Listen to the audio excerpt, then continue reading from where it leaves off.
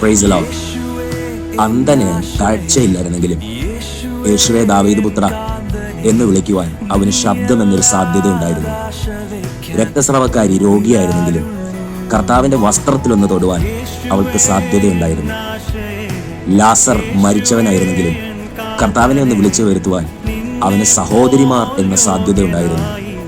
പക്ഷേ അസ്ഥിയുടെ താഴ്വരയിൽ, മരണത്തിന്റെ താഴ്വരയിൽ ചിതറിക്കിടക്കുന്ന എല്ലുകൾക്ക്, അസ്ഥികൾക്ക് മാനുഷികമായി നമ്മൾ പറഞ്ഞാൽ കൂട്ടിയിട്ട് കത്തിക്കാനല്ലാതെ ഒരു സാധ്യതയും അവിടെ കാണുന്നില്ല. പക്ഷേ ഞാൻ നിങ്ങളോടൊരു കാര്യം പറയാം.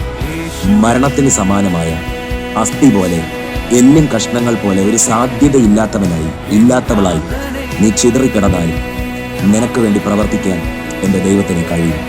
ആമേൻ. സാധ്യതയില്ലാത്തതിൻ്റെ മേൽ സാധ്യത കൊണ്ടുവരുവാൻ ആ ദൈവശക്തിക്ക് കഴിയും. അതുകൊണ്ട് പ്രതീക്ഷകളൊന്നും നിങ്ങൾ മാറ്റിവെക്കേണ്ട, പ്രതീക്ഷകളൊന്നും കൈവിടണ്ട. കർത്താവിൽ ആശ്രയിക്കുക.